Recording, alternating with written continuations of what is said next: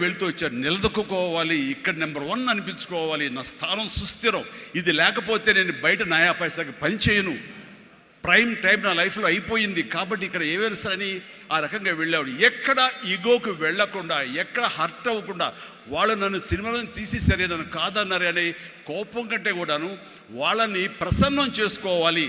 వాళ్ళు మళ్ళీ అతన్ని మనం బాధ పెట్టుంటామేమో కదా అని వాళ్ళ మనసుల్లో వాళ్ళు వాళ్ళు గిల్ట్ ఫీల్ అయ్యేలాగా చేసి నెక్స్ట్ ఏమైనా సిద్ధతో సినిమా చేయాలయా అని అనిపించేలాగా నా బిహేవియర్ ఉండేది. ఆ బిహేవియర్ తోటి వాళ్ళ ఆఫీస్కి వెళ్ళి కూర్చునేవాడిని. అంటే అక్కడ నాకు ఒక పౌరుషం లేదని కాదు, పరిస్థితి నాకు అనుకూలంగా మలుచుకోవటంలో నేను అది ఆ రకంగా కొంచెం తగ్గి వెళ్తాను.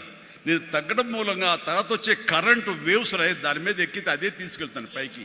అది నమ్మిన వాడిని నేను.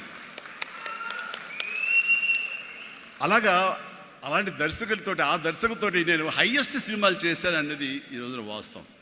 అలాగే ఇక్కడ సినిమా ఇండస్ట్రీలో నీ టాలెంట్ అనేది ఇనిషియల్ స్టేజ్లో secondary. How you behave, how you cooperate with the producers.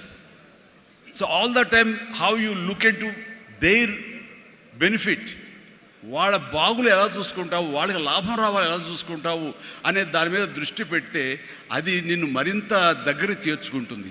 Ramarao గారి ఎగ్జిట్ తర్వాత, ఆయన పాలిటిక్స్కి వెళ్ళిన తరువాత ఒక గ్యాప్ లోపల ఉన్నారు మహానటులు ఎంతోమంది ఉన్నారు. శోభన్ బాబు గారు, కృష్ణరాజు గారు, కృష్ణ గారు, నాగేశ్వర గారు, అందరూ ఉన్నారు.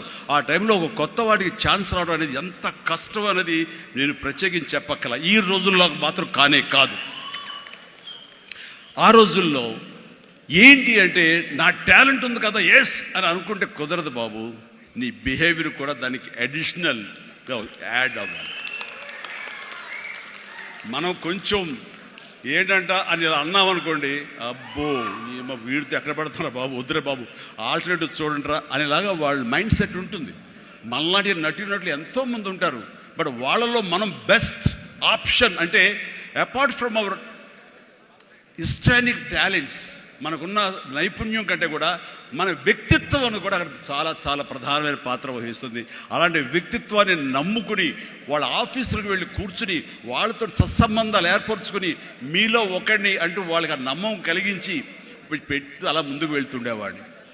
ఎలాగో ఎవాల్వ్ అయ్యాను అంటే, నన్ను ఇండస్ట్రీ నాకు చేయూతనిచ్చి ఇండస్ట్రీ నన్ను పైకి ఎదిగేలా చేసింది అనే దానికంటే నన్ను ప్రేక్షకులు ఫస్ట్ వాళ్ళు నన్ను గుర్తించారు. ఇండస్ట్రీ గుర్తించలేదు, ప్రేక్షకులు గుర్తించారు, ప్రేక్షకులు చేయూతనిచ్చారు. అందుకనే ప్రేక్షకుల పట్ల నాకు ఎప్పుడూ కృతజ్ఞత ఉంటుంది. ఇది మీకు అర్థమయ్యేలాగా తేటతెల్లంగా చెప్పాలి అంటే, రామారావు గారు ఎగ్జిట్ తర్వాత ఎవరు అంటలో 2-3 పోటాపోటీగా నిలబడి ఉన్నప్పుడు లక్ష్మీ ఫిలిం డిస్ట్రిబ్యూటర్స్ అని విజయవాడలో ఉండేవాళ్ళు. అప్పట్లో ఇప్పట్లాగా బయింగ్ అలాంటివి లేవు. ఏరియాల వైజ్ కొనటం సినిమాలు లేవు, బయర్ సిస్టమ్ లేదు, ఓన్లీ డిస్ట్రిబ్యూషన్. అంటే డిస్ట్రిబ్యూటర్ అనేవాళ్ళు బెజవాడ నుంచి వచ్చి ఎవరెవరు ఏ సినిమాలు తీస్తారు, కథలు నచ్చితే కనుక ఆ కథకి ఇంత బడ్జెట్ ఇచ్చేవాళ్ళు. ఆ బడ్జెట్ తోటి సినిమాలు తీసేవాళ్ళు. అందులో లాభాలు ఎంతో మిగుల్చుకొని మిగతా వాళ్ళు డిస్ట్రిబ్యూటర్స్ వాళ్ళు డిస్ట్రిబ్యూట్ చేసుకుని ఆ వచ్చే డబ్బు వాళ్ళు పంచుకునేవాళ్ళు. ఇది సిస్టమ్. ఆ సమయంలో ఒక కథ చెప్పి మేము సో హీరోని మేము అనుకుంటున్నామని ఆ ప్రొడ్యూసర్స్ చెబితే, లింగమూర్తి గారని లక్ష్మీ ఫిలిమ్స్ సంబంధించినటువంటి వాళ్ళ CEO ఆయన వచ్చారు. ఓకే, ఎంత ఎక్స్పెక్ట్ చేస్తున్నారు ఆ హీరో మీద? అప్పుడు 25 crores lakhs, సారీ క్రోర్స్ కాదు, ల్యాక్సే. 25 lakhs 30 lakhs, కానీ మాది బడ్జెట్ ఎక్కువ అండి, 50 lakhs పైన అవుతుంది అని. అంటే ఆ హీరో మీద 50 lakhs అంటే మాకు చాలా రిస్క్. చిరంజీవి అని వస్తున్నాడు కదా, అతని మీద అయితే ఇస్తాం అని. ఎందుకు ఇస్తారు, అతను ఏంటి కొత్తగా వస్తున్నాడు కదా అంటే, రావడం ఏంటి, ఖైదీ లాంటి సినిమా చేశాడు. ఆ ఖైదీలో అతని డ్యాన్సులకి ఫైట్లకి ఎక్స్ట్రాగా జనం విపరీతమైనటువంటి రెస్పాన్స్ ఉంది. మేము జనంలో ఉంటాం, బెజవాడలో ఉంటాం, మిగతా ఊళ్ళ నుంచి ఫీడ్బ్యాక్ తీసుకుంటాం, మాకు తెలుసు అతని పొటెన్షియాలిటీ అంటే. చెన్నైలో ఉండేవాళ్ళు, మెడ్రాస్లో ఉండేవాళ్ళు కొంచెం సంశయిస్తూ వచ్చారు. కాదండి, ఇతనైతేనే 50 ఇస్తాం, వాళ్ళైతే మాత్రం 30 కంటే ఎక్కువ ఇవ్వలేము అని వాళ్ళు తేల్చి చెప్పిన తర్వాత ఆయన ఒక మాట అన్నాడు, సాంగ్స్ అండ్ ఫైట్స్ అనేవి అప్పటి వరకు మినీ ఇంటర్వెల్స్, స్మోక్ చేసేవాళ్ళు కానీ, లేకపోతే బాత్రూమ్ వెళ్ళేవాళ్ళు కానీ, లేకపోతే రిఫ్రెష్మెంట్స్ కోసం బయటికి టీ తాగడం వెళ్ళేవాళ్ళకి సాంగ్ రాగానే వాళ్ళు బయటికి వెళ్ళిపోయేవాళ్ళు.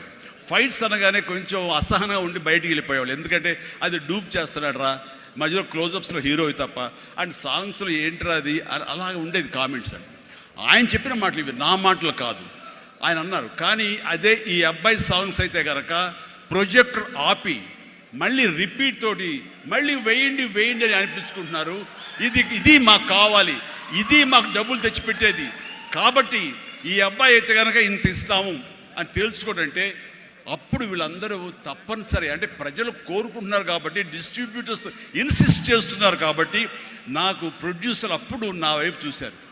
అది పోయి ఏమైందంటే రామారావు గారి తర్వాత రామారావు గారి ప్రొడ్యూసర్లు ఎవరున్నారో అంతమంది ప్రొడ్యూసర్, దేవిప్రసాద్ గారు, చలసాని గోపి గారు, త్రివిక్రమ్ గారు అండ్ వాట్ నాట్, ఏడు నాగేశ్వరరావు గారు, ఇలాంటి నిష్ణాతులైన ప్రొడ్యూసర్లు అందరూ ప్రతిరోజు నా షూటింగ్లు ఎక్కడ జరుగుతున్నా, ఎవరితో జరుగుతున్నా, ఏ ప్రొడక్షన్ జరుగుతున్నా సరే వచ్చి నా దగ్గర కూర్చుని వాళ్ళందరూ కలిపి ఈవినింగ్ స్నాక్స్ తింటూ ఉండేవారు.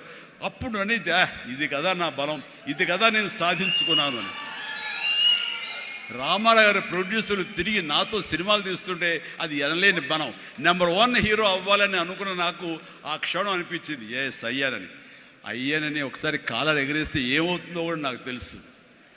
అందుకనే అణిగి మణిగే ఉండాలి, ఎప్పుడు సబ్జ్యూడ్గానే ఉండాలి. నెంబర్ 1 అనేది